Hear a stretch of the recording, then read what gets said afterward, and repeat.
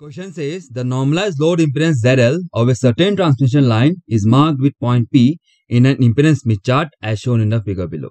It is observed that the reflection coefficient at a distance lambda by 8 from the load is mod of gamma exponential j phi, and voltage minimum occurs at a distance L from the load. The values of mod gamma, phi and L are. Alright, so ये EMT का question है और ये question Smith chart के topic पे based है और primarily constant VSWR topic से। अगर आपसे ये क्वेश्चन बन गया है तो वेरी गुड, क्योंकि इस क्वेश्चन को बनाने के लिए आपका ट्रांसमिशन लाइन का कॉन्सेप्ट बिल्कुल क्लियर होना चाहिए। ठीक है, बहुत ज्यादा डीप होना चाहिए वो नहीं बोला, लेकिन क्लियर कट अंडरस्टैंडिंग जरूरी है इस क्वेश्चन को बनाने के लिए, और VSWR सर्कल्स के बारे में भी अच्छी अंडरस्टैंडिंग होगी, तब जाके आप ये क्वेश्चन बना पाओगे। और अगर आपने इस क्वेश्चन को बनाया है उसका मतलब आपने 10 सेकंड में बनाया है, क्योंकि अगर आपको चीजें पता है तो ये 10 सेकंड में बनने वाला क्वेश्चन। ठीक है, अगर आपसे क्वेश्चन नहीं बना है या फिर आपको कांस्टेंट VSWR सर्कल्स के बारे में नहीं पता, तो ये वीडियो आपके लिए बहुत ज्यादा इंपॉर्टेंट होने वाला है। आज का डिस्कशन आपके लिए बहुत ज्यादा इंपॉर्टेंट वाला, आप बिल्कुल अटेंटिव होके आज देखना वीडियो। ठीक है, मैं बोलता हूं कि आप पेन एंड कॉपी लेके रेडी हो जाओ और इस टॉपिक का आप नोट्स बना लेना अच्छी तरह। अगर आपके नोट्स में ऑलरेडी नहीं है तो उसको इंक्लूड कर लेना। ठीक है, तो शुरुआत करते हैं। ये जैसे मैंने बताया स्मिथ चार्ट का टॉपिक है, तो मैं चाहता हूं आपका स्मिथ चार्ट का बेसिक अंडरस्टैंडिंग बिल्कुल क्लियर हो एकदम। ये इसके बैकग्राउंड स्टोरी, ये बनता कहां से है, constant resistance circles, constant reactance circles का अच्छी अंडरस्टैंडिंग आपको हो। ठीक है, अगर आप वो स्टूडेंट हो जो होप कर रहा है कि इस बार गेट पे अच्छा नंबर आ जाए, तो डेफिनेटली आप इस टॉपिक को बिल्कुल क्लियर करके जाना। कांस्टेंट रेजिस्टेंस सर्कल्स का एक्सप्रेशन भी, दोनों का resistance circles, constant resistance circles, constant reactance circles, दोनों के एक्सप्रेशन, दोनों के सेंटर एंड रेडियस का एक्सप्रेशन, वो बहुत सिंपल है, लेकिन आप उसको जरूर रेडी करके जाना एग्जाम में। ठीक है, क्योंकि वहां से क्वेश्चन आने के बहुत ज्यादा हाई चांसेस है। वहां से कम क्वेश्चन आए हैं लेकिन आ सकते हैं, वो भी इंपॉर्टेंट भी है। एक स्मिथ चार्ट के बनावट कैसे हुई है पूरा उसी पे बेस्ड है। यूजुअली बच्चे इस सेक्शन को इग्नोर मारते हैं क्योंकि उनको लगता है ये तो डेरिवेशन है, इसका क्या काम। नहीं, वो बहुत ज्यादा इंपॉर्टेंट है। अगर वहां में अंडरस्टैंडिंग पक्की नहीं हुई तो स्मिथ चार्ट का एक अच्छा लेवल का क्वेश्चन आप नहीं बना पाओगे।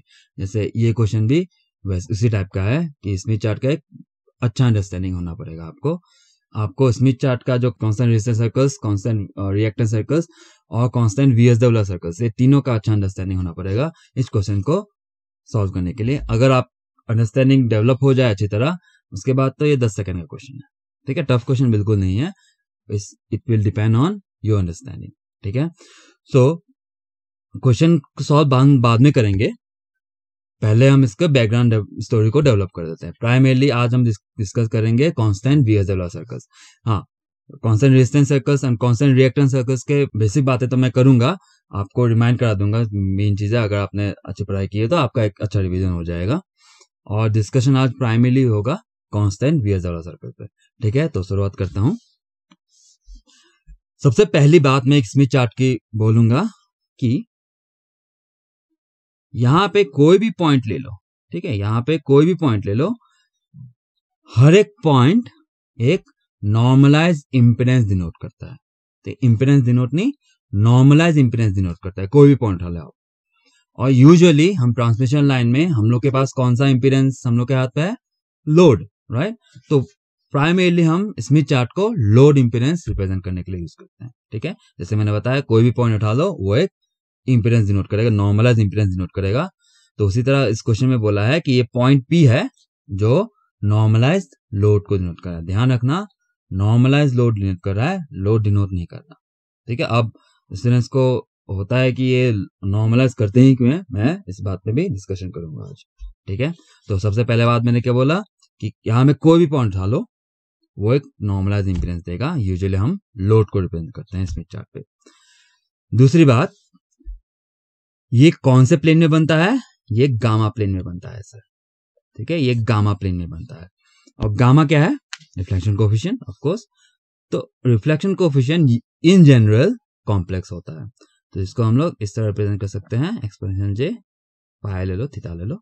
ठीक है, ये हो गया ऑलर फॉर्म में या फिर इसको एक्सपोनेंशियल फॉर्म भी बोलते हैं। और इसी चीज को हम लोग रेक्टेंगुलर फॉर्म में भी रिप्रेजेंट कर सकते हैं। यस, तो कन्वेंशन वाइज इसको रेक्टेंगुलर फॉर्म में हम इस तरह यूज करते हैं, u प्लस जेवी। ठीक है, ये कन्वेंशन है, u और v यूज करते हैं कन्वेंशन वाइज। ठीक है, स्मिथ चार्ट टॉपिक पे हर कोई u भी यूज करता है, तो इसीलिए आप यहां देख सकते हो u और जेवी। ठीक है, तो ये गामा प्लेन है। ऑलराइट, नाउ नेक्स्ट, जैसे मैंने बोला हम लोग यूजुअली स्मिथ चार्ट को लोड इंपीडेंस रिप्रेजेंट करने के लिए यूज करते हैं। तो अगर मैं एक जनरल सा लोड ले लूं, जो इसका रियल पार्ट RL प्लस जे XL, ये XL इंपीडेंस रिप्रेजेंट करने के लिए नहीं, लोड रिप्रेजेंट करने के लिए यूज कर रहा हूँ। ठीक है, इससे कंफ्यूज नहीं होना कि मैं ये बोल रहा हूँ कि इंडक्टिव लोड है, नहीं नहीं, L लोड रिप्रेजेंट कर रहा है। ठीक है, इंपीडेंस नहीं, और इंडक्टिव इंपीडेंस नहीं।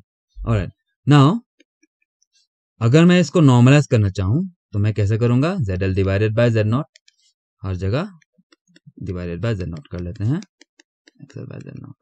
तो इसी को नॉर्मलाइज करना कहते हैं ना। स्टूडेंट बड़े परेशान रहते हैं कि ये नॉर्मलाइज करते ही क्यों। ठीक है, तो इस बात को मैं आपको समझाता हूँ एक एग्जाम्पल के साथ। मान लो 3 स्टूडेंट्स है, सीता, गीता और श्याम। ठीक है, सीता, गीता, श्याम। सीता को मिले 80, गीता को मिले 90, श्याम को मिले 100। ठीक है, सबसे इंटेलिजेंट कौन, सबसे हाई स्कोर किसका, आप बोलोगे सीता।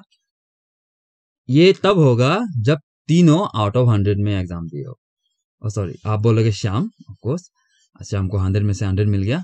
लेकिन ये तब होगा जब तीनों का एग्जाम आउट ऑफ 100 कंडक्ट किया होगा। लेकिन अगर मैं ये बोल दूं कि Sita out of 100, 80 out of 100, Geeta 90 out of 150 और श्याम 100 आउट ऑफ 200, अब मैं पूछ दूं हाई स्कोर किसका, तो डायरेक्टली देख के आप नहीं बता पाओगे। तो हम क्या करते हैं, ऑब्वियस सी बात है, हम लोग परसेंटेज निकालते हैं। राइट, तो ये 80% हो गया, ये अगर देखो तो 60% हो गया, और ये 50%। राइट, अब हाईएस्ट अब पता चला, अच्छा सीता को मिला था हाईएस्ट। ठीक है, लेकिन अब अंडरस्टैंड करना बात है, हमने क्या किया, पहले देखा कि 80 90 100 था, लेकिन 80 out of 100, 90 out of 150, 100 out of 200, इस तरह अगर देखे तो हम लोग नहीं बता पाएंगे कि जस्ट सबसे हाईएस्ट किसका मार्क्स आया। ठीक है, तो हमने क्या किया, तीनों को कॉमन ग्राउंड पे लेके आया। कॉमन ग्राउंड क्या है, 100। तीनों को 100 पे लेके आया, तब हमने डिस्कस किया, अच्छा तो 100 पे लेके आओ और देखो परसेंटेज, इसी को हम लोग परसेंटेज बोलते हैं कि नहीं। तो करते क्या है, एक कॉमन ग्राउंड पे लेके आते हैं सबको, और उसके बाद कंपेयर करते हैं। राइट, एक रेफरेंस, कॉमन रेफरेंस लेके आया, उसके बाद तीनों को कंपेयर किया, तो पता चला सीता हाईएस्ट है। यही चीज यहां में होता है। ठीक है, यही चीज यहां में होता है। ट्रांसमिशन लाइन में इंपीडेंसेस को कौन ज्यादा कौन छोटा इस तरह आप नहीं बोल पाओगे, एज लॉन्ग एज आपके पास एक कॉमन ग्राउंड नहीं है। तो वो कॉमन ग्राउंड सबसे बेटर कौन सा है, कौन सा इंपीडेंस सबसे बेटर है ट्रांसमिशन लाइन में कॉमन ग्राउंड बनाने के लिए, ऑफ कोर्स Z0।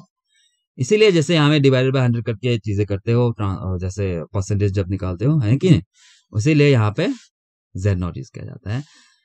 नॉर्मलाइज करने का रीजन एग्जैक्टली वही है जो रीजन आप इस पे परसेंटेज निकालने का था। ठीक है, एग्जैक्टली वही है।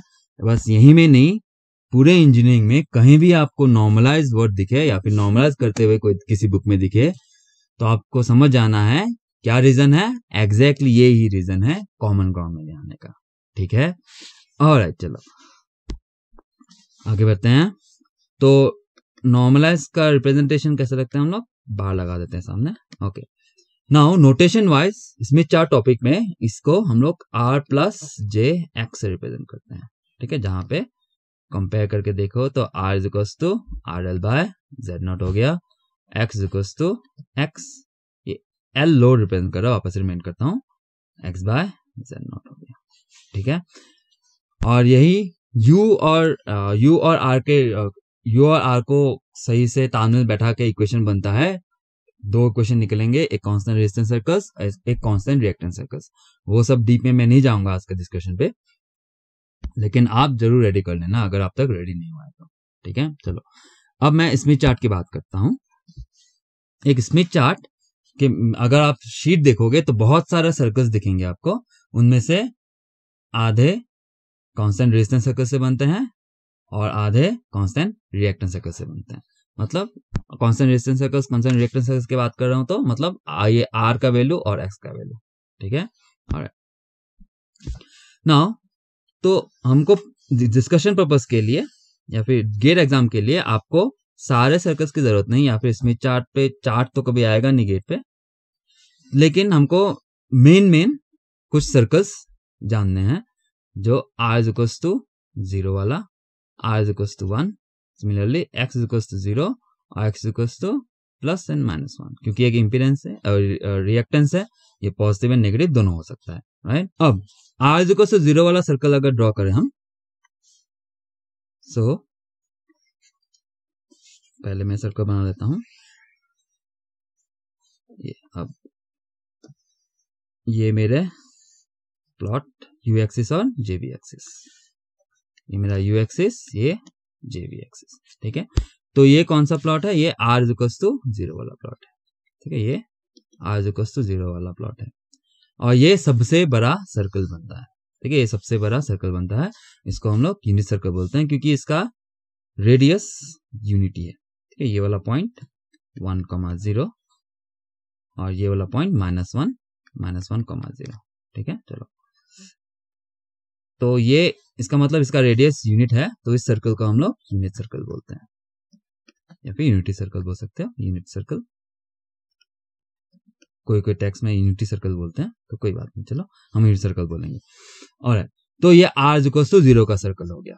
Next r is equals to 1 का सर्कल बनाओगे अगर, तो आपका ये बनेगा, ये वाला सर्कल बनेगा, ठीक है। ये हो गया आपका circle r is equals to 1।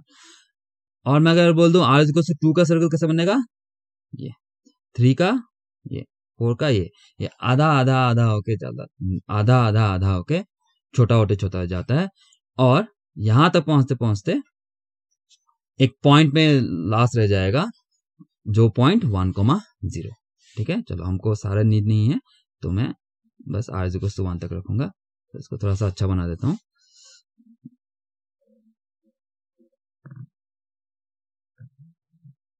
चलो ठीक है, ये हो गया r इज इक्वल्स टू 1। बाकी मैंने दिखाया r इज इक्वल्स टू 2, 3, 4 कैसे 1,0 पॉइंट पे समिट जाएंगे। Finally r is equals to infinity पे वो एक पॉइंट बनेगा, वही पॉइंट कौन सा पॉइंट है, 1,0, ठीक है। तो इसका मतलब ये है कि इस पॉइंट पे r is equals to infinity है, ठीक है। नाउ एक और बात ऑब्जर्वेशन की ये इंपॉर्टेंट है कि r इज इक्वल्स टू 1, 0, 1, 2 ही नहीं, 0.01, 0.02 सारा लिख सकते हो, राइट। मतलब एक कंटिन्यूअस सर्कल बनते चले जाएंगे आपके, पूरा शीट इस तरह आपका दिखेगा, राइट। अगर मैं सारे पॉइंट्स के लिए सर्कल बना दूं, वो एक प्लेन की तरह दिखेगा और वो प्लेन इस तरह बनेगा। लेकिन पॉइंट टू बी नोटेड ये है कि जैसे जैसे आप लेफ्ट से राइट चले जाओगे, जब इस डायरेक्शन पे चले जाओगे तो आपका r इंक्रीज करते चला जाएगा, करेक्ट है सर। r इसको 0, 1, 2, 3 इधर इंफिनिटी, तो लेफ्ट साइड पे जो भी r है वो छोटा होगा, राइट साइड पे जो भी r है वो बड़ा होगा, एज सिंपल एज दैट, ठीक है। इस बात को मैं बाद में आके कनेक्ट करूंगा, अभी इसको रहने दो, आगे बढ़ते हैं, ठीक है। और नेक्स्ट उसी तरह x इज इक्वल्स टू 0 वाला अगर मैं प्लॉट करूं तो x इज इक्वल्स टू 0 ये पूरा लाइन बनता है, मैं येलो कलर यूज करूंगा, ये u, ठीक है। ये एक इनफाइनाइट रेडियस का सर्कल बनेगा और जो होगा u एक्सिस पे, ठीक है। तो u एक्सिस पे, पूरे u एक्सिस पे आपको याद रखना है x इज इक्वल्स टू 0 होता है, ठीक है। Alright, next x is equals to 1 वाला पॉइंट इस पॉइंट से इंटरसेक्ट करता है यूनिट सर्कल के, और ये भी 1,0, इसी तरह ये ऐसे, ये x इक्वल्स टू -1 वाला, ठीक है। तो ये x इक्वल्स टू +1 और ये x इक्वल्स टू -1, ठीक है। मैं सारी डिटेलिंग नहीं कर रहा हूं, तो मेन पॉइंट बताते चल रहा हूं। ऊपर की साइड में x हमेशा पॉजिटिव होगा, नीचे के साइड में u एक्सिस के ऊपर x हमेशा पॉजिटिव होगा, u एक्सिस के नीचे x हमेशा नेगेटिव होगा, ठीक है। और नाउ ये स्मिथ चार्ट पे कुछ खास पॉइंट्स हैं, मैं उसके बारे में डिस्कस कर लेता हूं। ठीक है।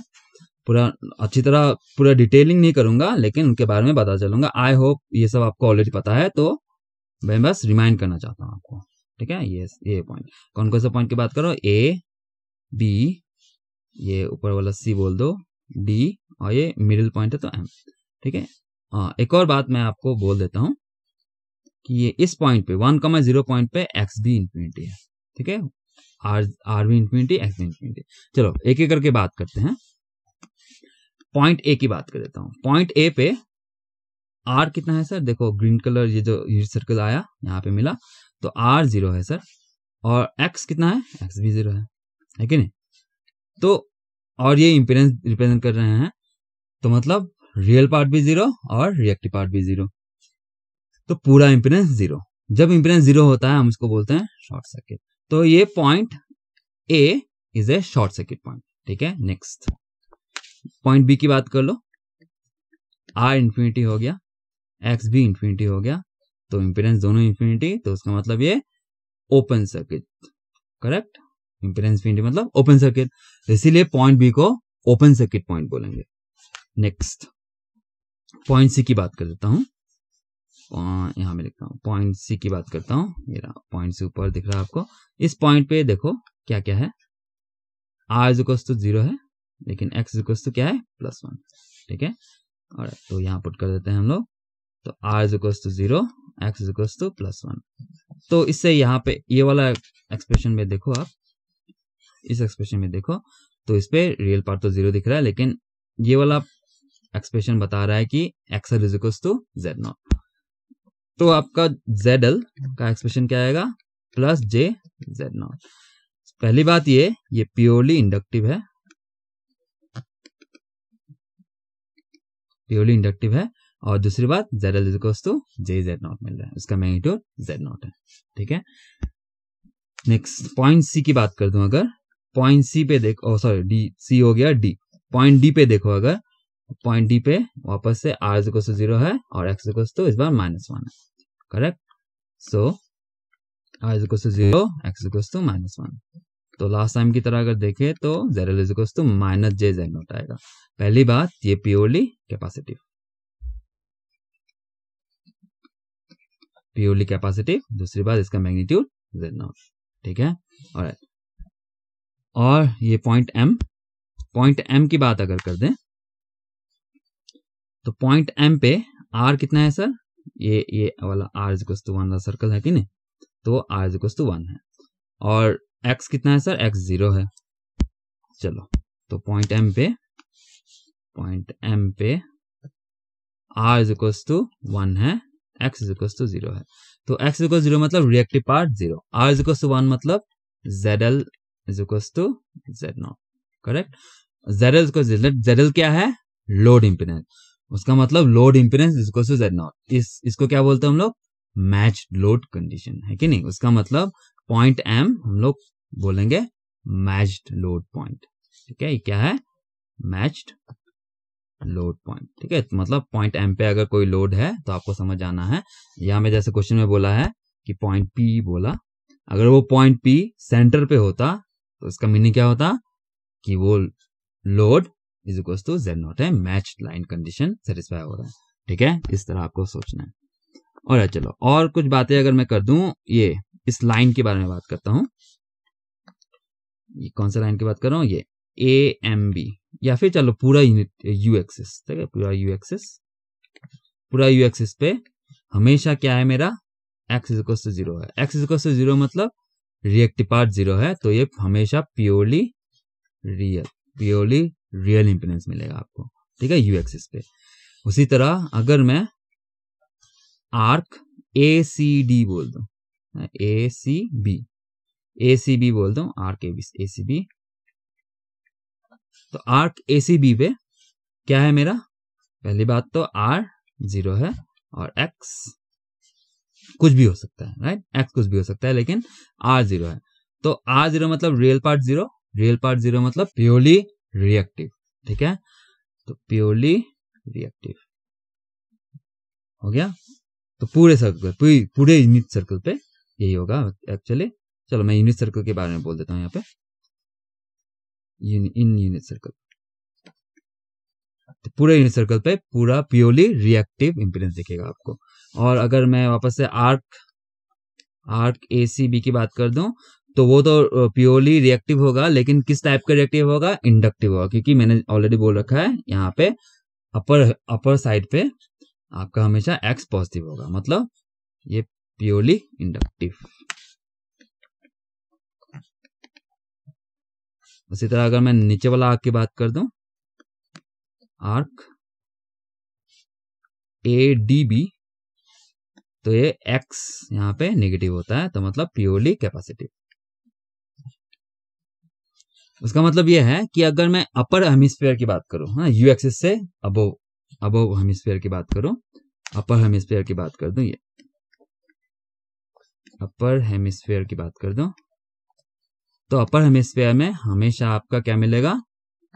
इंडक्टिव लोड, मतलब रेजिस्टेंस पार्ट भी होगा R+JXL वाला, ठीक है। तो इंडक्टिव लोड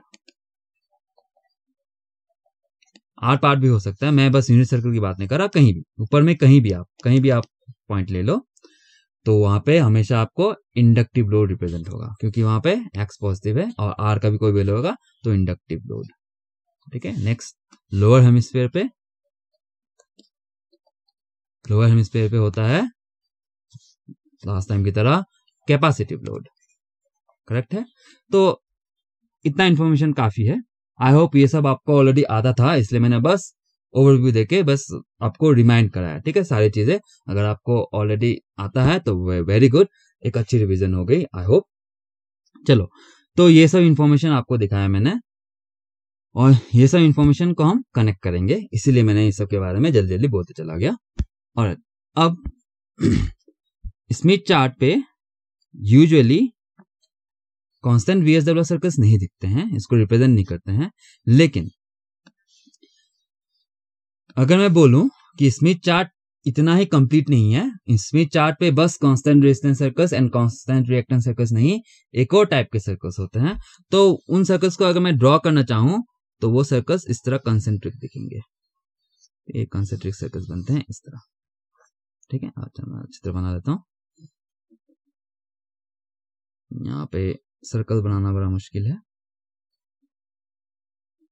चलो ठीक है। ये इस तरह कंसेंट्रिक सर्कल्स देखेंगे। अगर जब भी आपको इस तरह कंसेंट्रिक सर्कल्स दिखे तो आपको समझ जाना है वो क्या है? Constant VSWR circles. Smith chart पे कांस्टेंट VSWR सर्कल्स को परमानेंटली नहीं ड्रॉ किया जाता है, तो इसीलिए मैं भी उसको सेपरेटली डिस्कस करूंगा, लेकिन आपको समझना है कि ये हमेशा इसी प्लॉट पे ही बनते हैं, ठीक है, इसी के ऊपर बनेंगे, मतलब ये सेपरेटली कोई बनाने की चीज नहीं है। यूजुअली हम लोग इसको परमानेंटली ड्रॉ नहीं करते, लेकिन ड्रॉ करना है तो इसी constant resistance circles and constant reactance के सर्कल्स के साथ ही बनते हैं, ठीक है। और चलो, तो अब हम डिस्कस करेंगे कांस्टेंट VSWR सर्कल्स।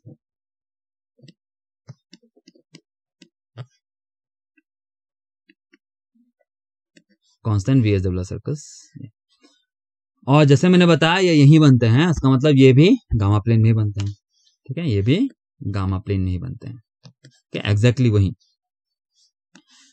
और अगर मैं गामा की बात कर दूं इन जनरल, मतलब eight a distance L from the load, तो उसको किस तरह रिप्रेजेंट किया जाता है?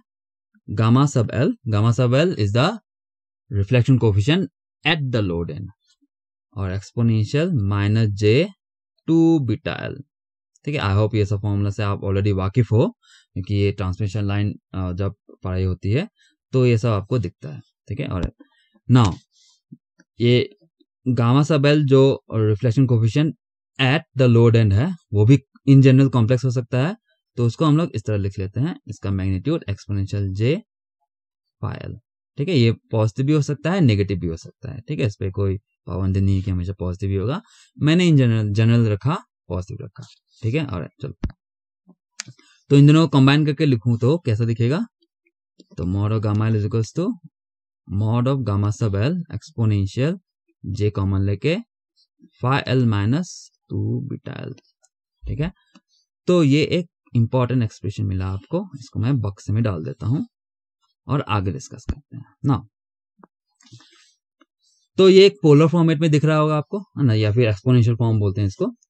तो इसको मैं अगर प्लॉट करना चाहूं तो सबसे पहले बात कहां प्लॉट करते हैं, वही यू जे वी नाउ।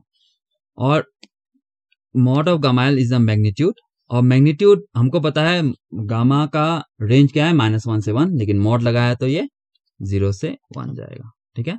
और अगर मैं मैक्सिमम वाला ड्रॉ कर दूं, चलो मैं हटा के करता हूं, अगर मैं मैक्सिमम वाला ड्रॉ कर दूं तो मैक्सिमम रेडियस क्या होगा इसका, मैक्सिमम रेडियस 1 होगा, राइट। और कौन से प्लेन में बन रहा है, ये वही वाला प्लेन में बन रहा है जो लास्ट हम लोग ने constant resistance and constant reactance circles बनाए थे, ये यू ये जे वी। और इसका रेडियस क्या बोला मैंने, मैक्सिमम 1, मतलब ये वाला कौन सा पॉइंट है 1,0। उसका मतलब ये वही वाला सर्कल है जो हम लोग ने यहाँ में डिनोट किया था एज ए यूनिट सर्कल, सबसे बाहर वाला, ठीक है, ये वाला सबसे बाहर वाला, ये एग्जैक्टली वही सर्कल है, एग्जैक्टली वही सर्कल है। और अगर मैं ये इसको दिखा देता हूँ, इसका रेडियस 1 है, इसका रेडियस 1 है, ओके। और अगर मैं कोई और रेडियस, मतलब ये 0 से 1 के रेंज पे वेरी कर रहा है, तो मैं हाफ वाला अगर ड्रॉ करूं तो वो कैसा बनेगा, एग्जैक्टली सेम सेंटर के साथ इस तरह, करेक्ट, ये हाफ हो गया। और अगर मैं 1/4 वाला ड्रॉ कर दूं, यस, जरूरी है कि आधा आधा करना है, नहीं कोई भी आप सर्कल ड्रॉ कर लो 0 से 1 के रेंज पे, ठीक है, कोई भी आंसर। तो देखो कैसा दिख रहा है, कंसेंट्रिक सर्कल्स जो मैंने यहाँ में दिखाया था, लेकिन यहाँ पे ड्रॉ करो तो काफी अच्छा नहीं दिखता, तो हम लोग यूजुअली इसको परमानेंटली ड्रॉ नहीं करते हैं, सेपरेटली ड्रॉ कर जाता है। आप शीट भी खरीद के देखो, ये परमानेंटली ड्रॉ नहीं होता। ओके चलो नाउ, अब ध्यान से पे अटेंटिव हो जाओ, काफी सारे बातें बोलूंगा अभी मैं, बहुत इंपॉर्टेंट बातें हैं सब। आप नोट्स बना रहे हो तो हर एक पॉइंट नोट डाउन करने की वर्दी है, ठीक है, हर एक पॉइंट। ओके, जैसे मैंने बोला कि ये आर एक्सपोनेंशियल जे थीटा के फॉर्मेट में है, राइट। और इसको हम लोग प्लॉट करते हैं तो कैसे प्लॉट करते हैं सर, आर रेडियस, तो ये डिस्टेंस, और ये थीटा को 0 से 2 पाई तक घुमाओ तो ऐसे बनता है, किस डायरेक्शन में घुमाओ, इस तरह, राइट। मतलब थीटा को इंक्रीज करो तो एंटी क्लॉकवाइज घूमता है।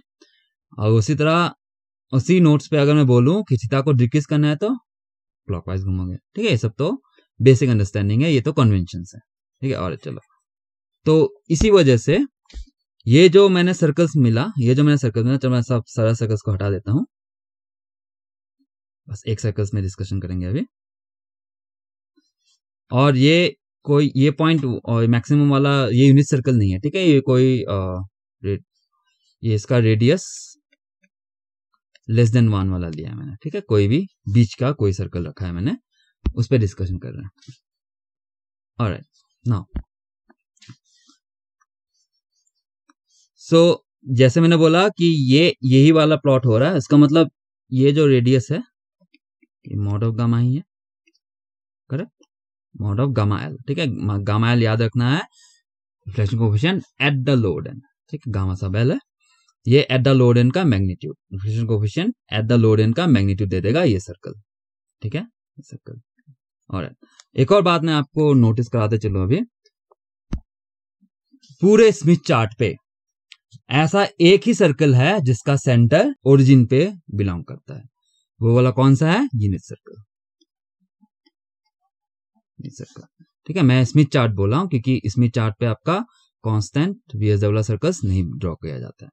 तो पूरे स्मिथ चार्ट पे जहां पे कांस्टेंट वीएसडब्ल्यू सर्कल ड्रॉ नहीं है, तो वहां पे एक ही ऐसा सर्कल होगा जिसका सेंटर ओरिजिन पे आपको दिखेगा, वो है यूनिट सर्कल। और वही सर्कल वीएसडब्ल्यू सर्कल्स भी है जिसका मॉड ऑफ गामा एल 1 है, ठीक है। मतलब इस यूनिट सर्कल की बात कर दूं, यूनिट सर्कल के बारे में लिखा था मैंने यहाँ पे, तो यहाँ पे एक और पॉइंट आपको ऐड करना है कि यहाँ पे मॉड ऑफ गामा एल 1 होता है, और mod of gamma L 1 maximum value है, ठीक है। मतलब बाकी कोई कॉन्सेंट्रिक सर्कल्स बना रहा हूं और मैंने ऑलरेडी बोल दिया कि लेस देन 1 है, तो ये कांस्टेंट रिएक्टेंस सर्कल्स और कांस्टेंट रिएक्टिव सर्कल्स के पार्ट नहीं है, क्लियर है। अदरवाइज वो यूनिट सर्कल होगा, अगर वो constant reactance and constant resistive circles के पार्ट हैं तो एक ही चांस है उसका होना, और वो यूनिट सर्कल। जैसे ही मैंने बोल दिया इसका रेडियस 1 से लेस है, मतलब वो ये वाला सर्कल देखो सेंटर इसका ओरिजिन पे दिख रहा है, और ऑलरेडी बोल दिया कि रेडियस का लेस देन 1 है। इसका मतलब आपको ये समझना है कि ये constant resistance and constant reactance circles के पार्ट नहीं है। तो क्या बचा? कांस्टेंट वीएसडब्ल्यू सर्कल का पार्ट है। ठीक है, तो क्वेश्चन में देखो ये रहा। मैं इसको इसलिए बोल रहा हूं स्ट्रेस देके क्योंकि क्वेश्चन में देखो आप 0.5 1 नहीं है, और इसका सेंटर कहाँ है? ओरिजिन पे। तो आपको देखते अभी से पहचानना है इधर कि यहाँ ये VSWR सर्कल्स के कॉन्सेप्ट पे बेस्ड क्वेश्चन। ठीक है, VSWR सर्कल्स के सर्कल पे बेस्ड क्वेश्चन है। यहाँ पे कांस्टेंट रेजिस्टेंस सर्कल, ये कांस्टेंट रेजिस्टेंस सर्कल ये स्मिथ चार्ट का जो मेन चार्ट जो बनता है उसका पार्ट नहीं है। ठीक है, और हाँ constant VSWR circle Smith chart के अंदर का टॉपिक है, लेकिन मैंने जैसे बोला बार बार वापस से बोलता हूँ, ये VSWR सर्कल्स हम लोग परमानेंटली उस पर ड्रॉ नहीं करते, जैसे कांस्टेंट रेजिस्टेंस सर्कल्स और कांस्टेंट रिएक्टेंस सर्कल्स ड्रॉ किया जाता है। ठीक है, मैं इसलिए बोल रहा हूँ कि ये उस स्मिथ चार्ट जो चार्ट है उसका पार्ट नहीं है, तो ये अलग है। ठीक है, आपको देखते ही अब से पहचानना है रेडियस 1 से कम है और उसका सेंटर ओरिजिन है, तो उसका मतलब ये कांस्टेंट VSWR सर्कल है। ठीक है, और चलो आगे बढ़ते हैं। यार बहुत सारी बातें करूंगा मैं अभी, आप सारे बातों को बड़े ही ध्यान से सुनना। मैं धीरे धीरे बोलूंगा, आराम से बोलूंगा, ताकि हर एक पॉइंट आप कैच कर पाओ, क्योंकि हर एक पॉइंट ही इंपॉर्टेंट है। ठीक है, और चलो अब और आगे बढ़ते हैं नेक्स्ट। और जैसे मैंने बताया कि हम लोग इसके बारे में डिस्कस किया था कि ऐसे थीटा को 0 से 2 पाई तक ले आओ, और भी आगे ले जाओ तो वापस से वही सर्कल मिलेगा, मतलब थीटा वेरिएशन फ्रॉम 0 to 2 पाई, और आगे जाओ तो रिपीट होता है, वो आप सबको पता है। ठीक है, तो उसका मतलब ये है कि इसको जब बनाया था तो ये वाला थीटा है, फिर या फिर मैं इसको चलो मैं सेपरेटली ले लेता हूँ, यहाँ लिख लेता हूँ, इसको मैं फाइव एल के नाम से बोलता हूँ। ठीक है, चलो बस 5 बोलता हूँ, जो है pi L minus 2 beta L. अब मैं जिसको जब बनाया तो उसका मतलब मैंने क्या किया था, फाई को इस तरह एंटी क्लॉकवाइज घुमाया था, 2 पाई तक पहुंचते ही मेरा कंप्लीट हो गया। ठीक है, ये बेसिक अंडरस्टैंडिंग है, आप सभी को पता है। अब यहां में जो एल लिखा है हम लोग ने, ये क्या होता है? ये डिफाइंड है distance from the load towards the generator. इसका मतलब आपका अगर आपके पास एक लाइन है, अगर आपके पास एक लाइन ट्रांसमिशन लाइन है ऐसा, और यहाँ पे ZL लोड है और यहाँ पे कहीं आपका जनरेटर है। ठीक है, तो लोड पॉइंट पे L हमेशा 0 होता है, ये कन्वेंशन है, इसको आप चैलेंज नहीं कर पाओगे। ठीक है, क्योंकि इसी कन्वेंशन के बेसिस पे पूरा ट्रांसमिशन लाइन का कंसेप्ट डेवलप है। ठीक है, और L कहां, इस डायरेक्शन पे L पॉजिटिव है, मतलब इस डायरेक्शन पे L इंक्रीज है। अगर इसी बात को उल्टे तरीके से बोलूं तो जैसे जैसे आप लोड से जनरेटर की तरफ बढ़ोगे वैसे वैसे आपका L इंक्रीज होगा। करेक्ट है, जैसे जैसे आप लोड से जनरेटर की तरफ बढ़ोगे वैसे वैसे आपका L इंक्रीज होगा। ठीक है, अब पे अटेंशन। तो इस एक्सप्रेशन में जैसे जैसे आप लोड की तरफ बढ़ोगे, जनरेटर की तरफ बढ़ोगे लोड से, वैसे वैसे आपका ये वाला L इंक्रीज हो रहा है ऑफकोर्स, और ये वाला पूरा टर्म इंक्रीज हो रहा है। एक और बात, ये एंगल है, ये एंगल है, इसका मतलब he is bound to be an angle. ठीक है, he is bound to be an angle. Correct है, ओके। नाउ जैसे जैसे L इंक्रीज हो रहा है, लिनियरली इंक्रीज कर रहे हैं, वैसे वैसे ये एंगल इंक्रीज हो रहा है, और उसी तरह ये जो मेन टोटल फेज है वो डिक्रीज कर रहा है। करेक्ट। अब मान लो, चलो मैं इसको हटाता हूं, और मान लो मेरा लोड का इंपीडेंस पॉइंट यहां ड्रॉ हुआ है कहीं। ठीक है, ZL बार नॉर्मलाइज है, इसलिए ZL बार लगाना जरूरी है। ठीक है, यहाँ में नॉर्मलाइज इंपीडेंस ड्रॉ होता है, जैसे मैंने शुरुआत में ही बोला था। ओके, तो ये ZL बार पॉइंट है। ये कौन सा है पॉइंट है? लोड पॉइंट है। नाउ अगर मैं ये पूछ दूं कि आप ये वाला एंगल मुझे बताओ, कोई और कलर यूज करता हूं, ये वाला एंगल आप बताओ मुझे कितना होगा। एंगल तो ये देता है, राइट, एंगल तो ये देता है, लेकिन जैसे ही मैंने बोला ये लोड पॉइंट है, उसका मतलब ये क्या है, उसका मतलब मेरा L0 है। तो इस एक्सप्रेशन में L0 पुट कर दो, बचा क्या, पायल। तो उसका मतलब ये एंगल पायल होता है हमेशा। जैसे ही मैंने बोला ये लोड पॉइंट है तो ये एंगल पायल है। पायल क्या था, वापस रिमाइंड कराता हूं, ये लोड पे रिफ्लेक्शन कोफिशिएंट का फेज, लोड पे रिफ्लेक्शन कोफिशिएंट का फेज, ठीक है। ऑलराइट, अब एक काम करते हैं कि हम लोड से जनरेटर की तरफ बढ़ते हैं, ठीक है। लोड से मतलब इस पॉइंट पे है, इस पॉइंट पे है, और मैं जनरेटर की तरफ बढ़ रहा हूं, ठीक है। तो उसका मतलब यहां क्या होगा, phase file minus 2 beta L, मतलब माइनस मतलब घटा, तो ये घटा मतलब पीछे आएगा, क्लॉकवाइज घूमेगा, घूमेगा कि नहीं घूमेगा, यस, क्योंकि increase in phase anti clockwise घुमाते हैं, डिक्रीज इन फेज क्लॉकवाइज घुमाते हैं, करेक्ट है। ऑलराइट, चलो, सो जैसे जैसे आप लोड से जनरेटर की तरफ बढ़ोगे वैसे वैसे आप इस वाले लोड पॉइंट से क्लॉकवाइज घूमोगे। अब सवाल है कि कितना घूमोगे, बात करते हैं। मान लो आप ZL से इस तरफ आए और एट ए डिस्टेंस L1 ट्रेवल किया, तो यहां पे फेज, चलो यहां पे मान लो आप यहां पे भी ट्रेवल करोगे, फिर यहां पे लिनियरली ट्रेवल किया, इस यहां पे लिनियर ट्रेवल किया, तो यहां पे क्लॉकवाइज घूमोगे, और घूम घूम के मान लो यहां पहुंच गए, ठीक है, घूम घूम के मानो यहां पहुंच गए। अब सबसे पहली बात कि यहां इस पॉइंट पे मतलब L1 पॉइंट पे आपको रिमाइंड कर रहा हूं, जब भी आप ट्रांसमिशन लाइन में ट्रेवल करते हो तो क्या होता है, इंपीडेंस ट्रांसफॉर्मेशन। उसका मतलब इस लोकेशन पे वापस से ZL बार नहीं लिखना, ठीक है, वो लोड पॉइंट नहीं रहा, या कोई और इंपीडेंस दर्शाएगा जो ट्रांसफॉर्म होके यहां रिफ्लेक्ट होगा, करेक्ट है। ये सब कॉन्सेप्ट है ट्रांसमिशन लाइन का। नाउ चलो मैं चीजों को थोड़ा सा और कनेक्ट करूंगा अभी, आप बहुत ज्यादा अटेंटिव होकर सुनना, नहीं तो मेन बातें मिस हो जाएंगी, ठीक है। मैं सारी बातें कर रहा हूं, एकदम धीरे बोल रहा हूँ, जितना धीरे पॉसिबल है उतना धीरे बोल रहा हूँ, एकदम डिटेल में बोलने की कोशिश करूंगा। मैं चाहता हूं आप पूरी बात समझ जाओ, उसके बाद देखना कितना सिंपल हो जाता है चीजें। ओके, जो ये फाइल था टोटल, अब हम L1 डिस्टेंस ट्रेवल किए, तो यहां पे ट्रेवल होके क्लॉकवाइज ट्रेवल होके हम इस पॉइंट पे मान ले। अब अगर मैं पूछ दूं ये वाला एंगल कितना, तो आपका जवाब ये है, ऑफ कोर्स फाइल माइनस, ये एंगल ही बोल रहे हैं ना, तो फाइल माइनस 2 बीटा L1, ये होगा आपका फाइल माइनस 2 बीटा L1, ये वाला आपका फेज बचा, कम हो गया, ठीक है। और ये वाला एंगल की बात कर दूं अगर, ये ऑफ कोर्स कितना होगा, दोनों को माइनस करो, 2 बीटा L1, 2 बीटा L1। उसका मतलब ये है कि आप यहां पे लोड से L1 डिस्टेंस ट्रेवल करे, तो यहां पे कितना एंगल ट्रेवल करे, 2 बीटा L1, किस डायरेक्शन में, क्लॉकवाइज। इस बात को आपको समझना है, ठीक है, क्लियर है।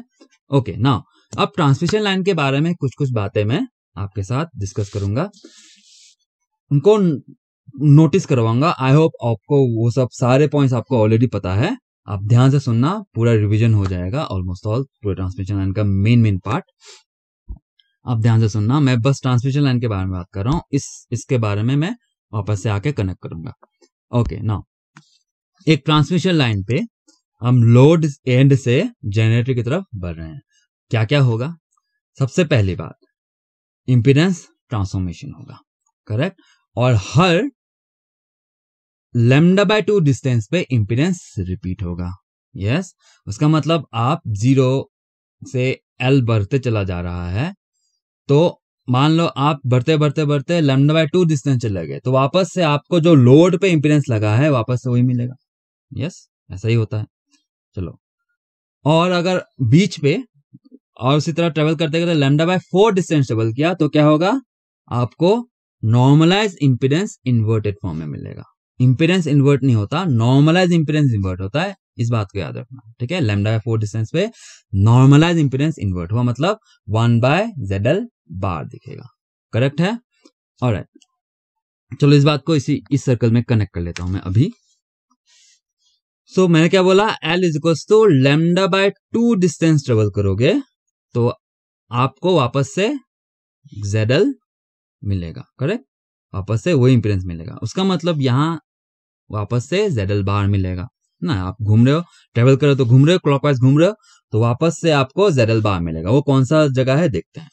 तो यहाँ पे L is equal to lambda by 2 put करेंगे, beta is equal to 2 pi by lambda put करेंगे। चलो पुट करते हैं, 2 बीटा L, L की जगह लैम्डा बाय 2, बीटा की जगह 2 पाई बाय लैम्डा। ठीक है, लैम्डा लैम्डा कैंसिल हुआ और 2 एक 2 कैंसिल हुआ, बचा कितना 2 पाई, करेक्ट। तो ये phi is equal to phi L minus 2 pi, मतलब फाई L तो ये रहा, माइनस 2 पाई मतलब क्लॉकवाइज, माइनस मतलब क्लॉकवाइज घूमो, कितना घूमो 2 पाई घूमो, 2 पाई घूम के कहाँ पहुंच गए, वापस से वही पॉइंट पहुंच गए, करेक्ट। तो मैंने इस तरह आपको दिखाया कि ये जो घूमने वाला जो चक्कर है बिल्कुल एक्यूरेट है, ठीक है, बिल्कुल एक्यूरेट है। उसी तरह आप लैम्डा बाय 4 डिस्टेंस ट्रेवल करोगे तो आपको क्या मिलना चाहिए, इन्वर्टेड नॉर्मलाइज इन्वर्टेड इंपीडेंस। ठीक है, वो यहाँ में दिखेगा नहीं लेकिन हम समझ जाएंगे, हमको पता है कि नॉर्मलाइज इंपीडेंस इन्वर्ट होता है। तो अगर इसी तरह लास्ट टाइम की तरह 2 बीटा L कैलकुलेट करें, 2 बीटा 2 पाई बाय लैम्डा और L क्या है लैम्डा बाय 4, तो ये बस पाई बचा, राइट। उस पाई मतलब फाइल यहाँ पे phi is equal to phi L minus pi. Phi L minus pi कौन सा डिस्टेंस है, ये पॉइंट है फाई L का, यहाँ से पाई घूमो मतलब एग्जैक्टली 180 डिग्री घूमो।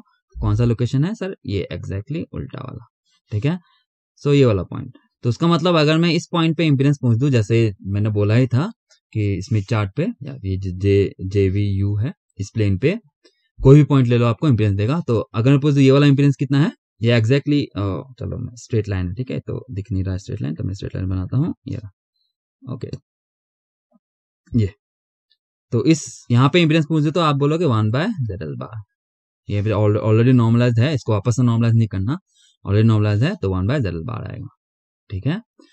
तो ये एक इंपॉर्टेंट पॉइंट है। चलो वापस से ट्रांसमिशन लाइन के डिस्कशन पे आते हैं ना। वापस से मैं बोलता हूँ अब क्या कर रहे हैं, वापस से मैं बोलता हूँ क्या कर रहे हैं हम लोग, L इज इक्वल टू 0 से हम लोग जनरेटर की तरफ बढ़ रहे हैं, तो इंपीडेंस ट्रांसफॉर्मेशन होगा और ऐसे ऐसे लोकेशंस आपको मिलेंगे जहां आपका इंपीडेंस ट्रांसफॉर्मेशन के इंपीडेंस आपको रियल मिलेगा, करेक्ट।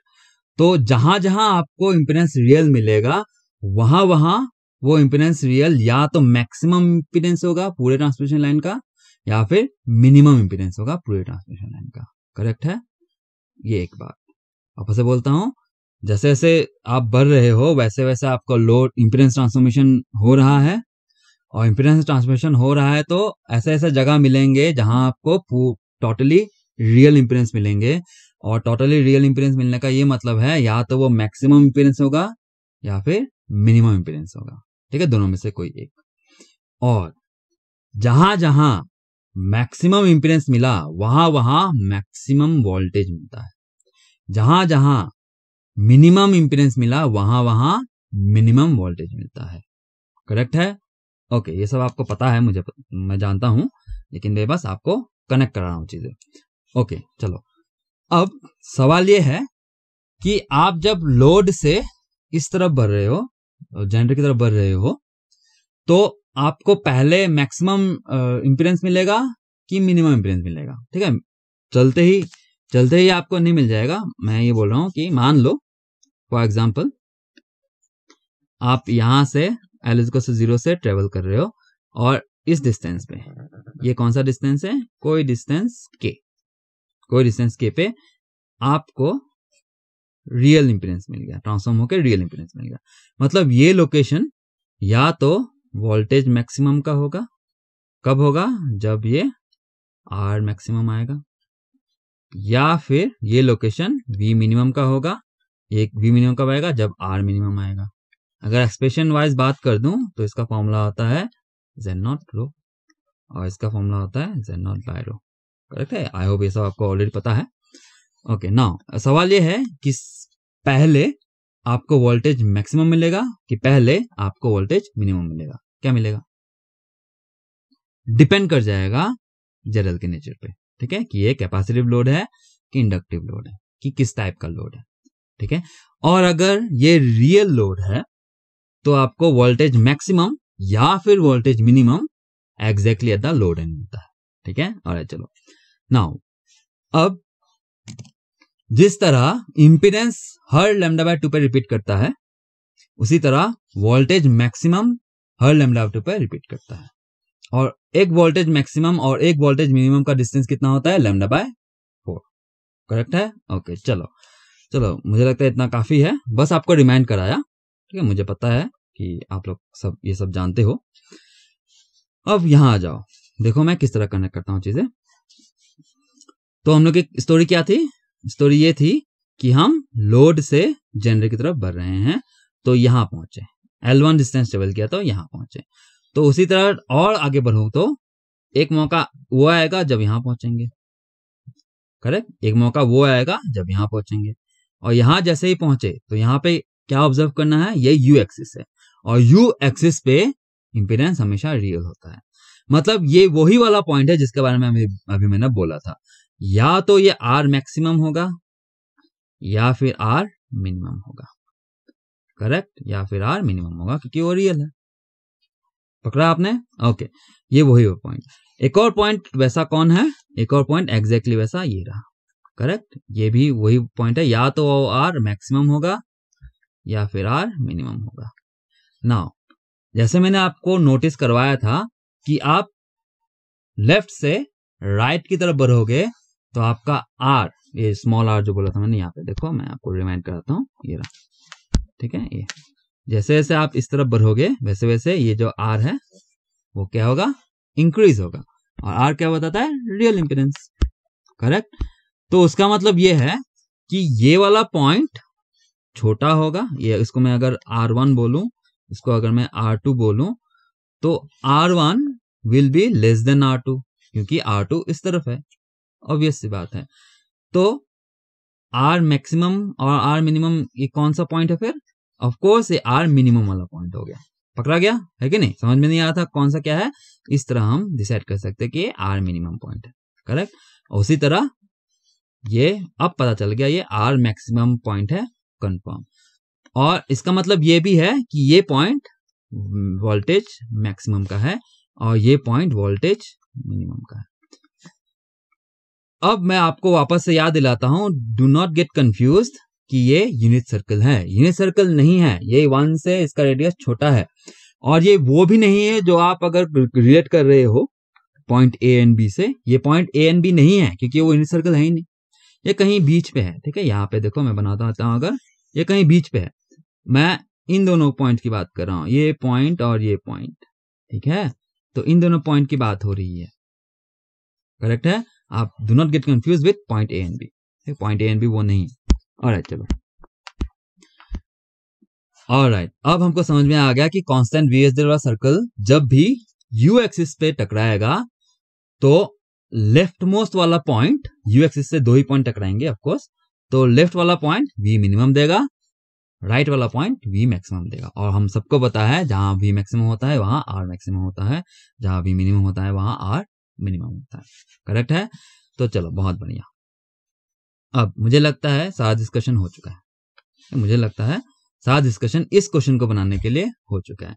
अब आप एक काम करो, वीडियो यहीं पॉज करो और उस क्वेश्चन को बनाओ, बन जाएगा। अभी देखना 10 सेकंड 20 सेकंड लगेंगे, शायद थोड़ा सा अटकोगे, क्योंकि अगर ये सब आपके लिए नया है तो शायद ना बने, कोई बात नहीं, एक ट्राई तो करो, ठीक है। चलो, मैं कंटिन्यू करता हूं, लेकिन आप डेफिनेटली ट्राई करके ही वापस आओ, ठीक है। ऑलराइट, तो चलो, मुझे लगता है इतना इन्फॉर्मेशन काफी है उस क्वेश्चन बनाने के लिए। लेकिन ध्यान रखना, मैंने कांस्टेंट वीएसडब्ल्यूआर सर्कल्स के बारे में सब कुछ नहीं डिस्कस किया, अभी बहुत सारी बातें हो सकती हैं, ठीक है। लेकिन ये डेली डोज है और मेरे पास टाइम का कंस्ट्रक्शन होता है, तो मैं सारी बातें तो नहीं कर रहा, लेकिन इस क्वेश्चन को बनाने के लिए जो भी चाहिए मैंने सब बोल दिया, ठीक है। और चलो, अब करते हैं क्वेश्चन को सॉल्व, ठीक है। अब करते हैं क्वेश्चन को सॉल्व, ये रहा क्वेश्चन। ऑलराइट, सो शुरुआत करेंगे सॉल्व करने का और देखेंगे कि बोला क्या है। वापस रिमाइंड करता हूं आपको, क्वेश्चन कैसे शुरू करते हैं? सीधे पूछा क्या है, करेक्ट, सीधे पूछा क्या है। क्या पूछा है? Mod of gamma phi and L क्या है। मॉड ऑफ गामा, चलो ये सब है क्या उसके बारे में पता करते हैं। सपोर्टिंग डेटा बोल रहा है, it is observe that reflection coefficient eight a distance lambda by 8 from the load. ठीक है, ये लोड का रिफ्लेक्शन कोफिशिएंट नहीं है, ये at a distance lambda by 8 पे। ठीक है, और ये phi L mod of gamma and ये फाई के बारे में पूछा है। और एल क्या है sir? L is the distance where आपका वोल्टेज मिनिमम ऑकर हुआ। चलो अब आ जाता है यहाँ पे। ठीक है, अब पे अटेंशन करना, देखना कितने आसानी से बनेगा। तो ये पॉइंट क्या है मेरा? Load point. करेक्ट, ये मेरा लोड पॉइंट है। तो उसका मतलब ये है कि ये पूरा एंगल फाई एल है। क्या फाई एल पूछा है? नहीं, फाई एल नहीं पूछा है। ये phi at a distance from the load, कितना डिस्टेंस? Lambda by 8। ठीक है, और चलो ठीक है। तो फाई एल का वैल्यू पता है क्या? हमको कैलकुलेट कर सकते हैं क्या? डेफिनेटली। ये 90 डिग्री है, ये पाई बाय 4 है, मतलब pi by 2 plus pi by 4, तो ये बन जाएगा आपका 3 पाई बाय 4। ये फाई एल का वैल्यू है। ठीक है, फाई का वैल्यू नहीं, फाई एल का वैल्यू। ठीक है, अब ये जो पूछा है उसके बारे में अगर बात करें, मैं यहाँ कर लेता हूँ। ओके, सो ये बोला है कि मेरा जो फाई एक्सपोनेंशियल और गामा एक्सपोनेंशियल जे फाई है, that is at a distance L is equals to lambda by 8 है। अभी भी मैंने फॉर्मूला देखा था, इसको हम लोग mod of gamma L exponential J phi L minus 2 beta L. ठीक है, phi L minus 2 beta L represent करते हैं। तो एल का वैल्यू कितना है? लैम्डा बाय 8, और beta is equal to 2 pi by lambda अगर पुट करें, चलो यहाँ मैं कैलकुलेट करता हूँ 2 बीटा एल। तो 2 इंटू बीटा क्या है? 2 पाई बाय लैम्डा, और एल कितना है इस केस में? Lambda by 8। ठीक है, सो यहाँ कितना आ जाएगा? ये पाई बाय 2। ठीक है, तो ये gamma L is equal to exponential J phi अभी भी कैलकुलेट किया था, ये रहा 3 पाई बाय 4। तो ये 3 पाई बाय 4 माइनस ये कितना है? Pi by 2। पाई बाय 2, इन दोनों को माइनस करो, देखो क्या आ रहा है? तो mod of gamma L exponential J, इन दोनों को माइनस करोगे तो ये कितना आएगा? ये इसको 2 बना लो, इसको 4 बना लो, तो ये पाई बाय 4। ठीक है, और ये यही है गामा एक्सपोनेंशियल और mod gamma exponential J phi. तो फाई का वैल्यू आपका आ गया सीधे पाई बाय 4। ठीक है, पाई का वैल्यू सीधे पाई बाय 4। तो ऑप्शन काफी सारे कैंसिल कर सकते हो आप। तो ऑप्शन सी कैंसिल हो जाएगा, ऑप्शन ए कैंसिल हो जाएगा, कैंसिल करो, ऑप्शन बी या डी। ठीक है, नेक्स्ट और क्या मिल गया? सीधे ही सीधे ये वाला टर्म मिल गया, mod of gamma is equals to mod of gamma L. क्योंकि हमको पता है कि ये मॉड ऑफ गामा एल कुछ और नहीं, इसी का रेडियस होता है ना, यही रेडियस हम लोग का मॉड ऑफ गामा एल है, और वही मेरा मॉड ऑफ गामा है, तो ये हाफ दे रखा है। ठीक है, वही मिल गया। चलो, तो मॉड ऑफ गामा मिल गया हाफ। ठीक है, जो ऑप्शन बी एंड डी दोनों पे है। चलो, कुछ कैंसिल नहीं हुआ। अब एल पूछा है, एल क्या है? एल वो डिस्टेंस है जहां पे आपको वोल्टेज मिनिमम मिलता है। ठीक है, उसका मतलब जैसे मैंने बोला था कि आपका ट्रांसमिशन लाइन है, आपका ट्रांसमिशन लाइन यहाँ है, और लोड से आप ट्रेवल कर रहे हो, और एट ए डिस्टेंस एल पे आपको वोल्टेज मिनिमम मिला। ठीक है, मतलब आप लोड से ट्रेवल कर रहे हो, तो यहाँ पे इस पे क्या हो रहा होगा? घूम रहे होगे। कैसे? क्लॉकवाइज। कहाँ से घूम रहे होगे? यहाँ से घूम रहे होगे, ऐसे करके, यहाँ से ऐसे करके कहाँ पहुंचोगे? वोल्टेज मिनिमम पॉइंट पे। वोल्टेज मिनिमम पॉइंट यहाँ है सर, करेक्ट है, यही मेरा वोल्टेज मिनिमम वाला पॉइंट है, अभी भी देखा था। ओके, तो ये पूरा एंगल कितना होता है? 2 बीटा एल, डिस्कस किया था कि नहीं? ये पूरा एंगल 2 बीटा एल, करेक्ट। और है कितना? अगर कैलकुलेट कर सकते हो क्या? डेफिनेटली ये 90, 190, 290, 390 प्लस पाई बाय 4, मतलब 3 pi by 2 plus pi by 4। ठीक है, और इसको कैलकुलेट करो, तो ये 6 पाई बाय 4 प्लस पाई बाय 4 लिख लो, तो ये 7 पाई बाय 4। ठीक है, ये 2 बीटा एल है, एल का वैल्यू नहीं है। ठीक है, 2 बीटा एल है, तो मतलब 2 beta L is equal to 7 pi by 4। चलो ठीक है, तो पूछा क्या है? एल पूछा है, निकाल लेते हैं। तो 2 beta L is equal to 7 pi by 4। अब एल का वैल्यू पूछा है, तो L is equal to 7 pi by 4 into 2 beta, beta की जगह 2 पाई बाय लैम्डा ऊपर चला गया, तो कौन कौन कैसे हुआ पाया गया, और ये 16, तो L is equal to lambda by 16, sorry 7 lambda by 16, 7 lambda by 16, तो ऑप्शन दिख रहा है आपको ऑप्शन डी। ठीक है, तो ऑप्शन डी करेक्ट। ठीक है, तो ऑप्शन डी करेक्ट हो गया। तो इस तरह हमने देखा कि बड़े ही आसानी से अगर आपको कॉन्सेप्ट रेडी है तो बड़े ही आसानी से आप आराम से सारा आंसर कर सकते थे। ठीक है, तो ये जो आज डिस्कशन किया मैंने तो काफी इंपॉर्टेंट है, काफी ज्यादा इंपॉर्टेंट है, गेट में आने के बहुत ज्यादा हाई चांसेस है। ठीक है, तो इस बात को आप सही से तरीके से रेडी कर लो। ठीक है, मैंने बड़े ही आराम से आपको बोला, आज सारी ही बातें बोली आपको, तो सारी चीजों को आप, मैं एडवाइस करूंगा वापस से एक बार देखो तो ज्यादा समझ में आएगी। ठीक है, कुछ भी अगर मिसिंग सा लग रहा है या फिर थोड़ा सा कंफ्यूजन सा लग रहा है तो चीजों को रिपीट करके देखो, समझ में आएगी। काफी आसान भाषा में बोला मैंने, सब कुछ समझ में आ जाएगा।